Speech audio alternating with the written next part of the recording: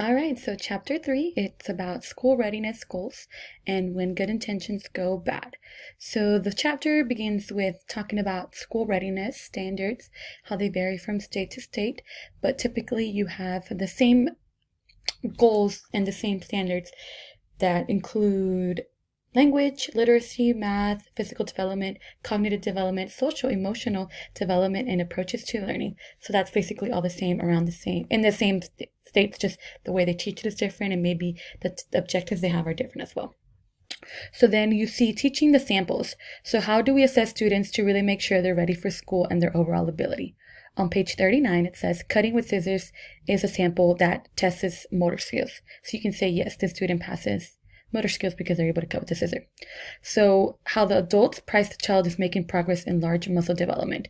Have him practice standing on one foot for 10 seconds. So that's another way that they do it as well. That's how they, check for large muscle development, is to see if they can stand on one foot for 10 seconds. So on page 40, it says, unfortunately, these objectives have absolutely nothing to do with how children learn or how their brain works from birth to age 5. So what does help in those who teach language? And you can tell and talk about a certain object in the book. They said the color blue. So you can say blue jeans, the blue sea, the blue bike. So the children constantly keep saying blue, blue, blue. So then every time they hear blue, they encounter the color blue, the more the neurons connect. So the child's understanding of what is meant by blue deepens. So that happens with everything that they hear constantly. The more they hear it, the more they see it, the more the neurons connect, and the more their whole perspective on it gets bigger, and they know more, they learn more. That's a better way to learn than to just test them by saying, oh, they can cut with scissors. Yeah, they're good at that. So then, yes, that's versus what teachers do, which is test a child by seeing if they can do certain things or not. That's not the same type of way that we're talking about the color blue. So the color blue is a much better way to assess a child. So children will demonstrate true progress by showing the ability to use and understand language in unscripted interactions throughout the day. So I remember whenever I was in the Head Start program, there was a student. She was a female. It was a young girl. She was age 5.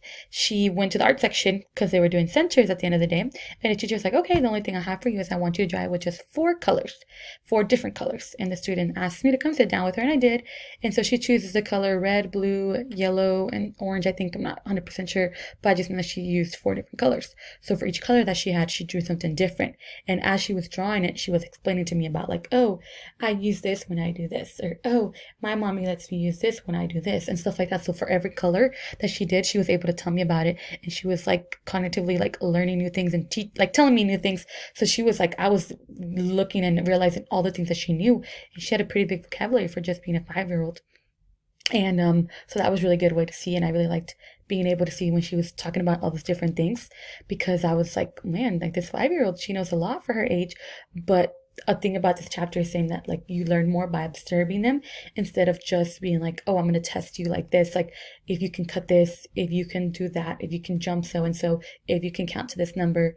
They're saying like, yeah, that's a way to check, but a better way is to just observe them while they're playing, observe them while they're doing something, and just kind of assess them that way without them really knowing that you're testing them. Just kind of let them speak, let them do their thing, and just kind of just observe them.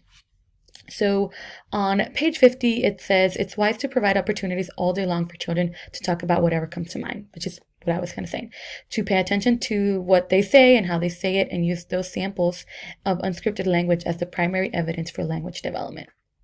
And then you have social development. So it's never a particular experience or specific lesson that is taught, but instead an ongoing development of behaviors learned in the context of everyday experiences. They need to understand how other people feel before they can really understand social development to know what they really feel like. Because they might say they understand something, or you're like, well, do you understand where this person's coming from? But in reality, they might say yes, but they might not, because they've never felt that before. They don't know how to really understand it until they've felt it. They need to experience themselves before they can really understand what another person is feeling. And then when you say, oh, imagine if you were in their shoes, well, they can't imagine it if they've never been in their shoes, especially at such a young age. So that was a really big deal in this. We see a lot about this girl, Tamara, and how, she struggled when she went into preschool, and her mom took her out because her mom just like, no, she's not ready. But whenever she came back for kindergarten, she was at the level of other kids who had been in preschool versus, well, she had not. So her parents were able to teach her the same things that the preschool was able to teach her without knowing that they were teaching her the exact same things. So at the end of the chapter on page 73, it says, school success is dependent on the child's ability to engage in complex communication, which I think is a really good idea to think about as an early childhood educator. Thank you very much.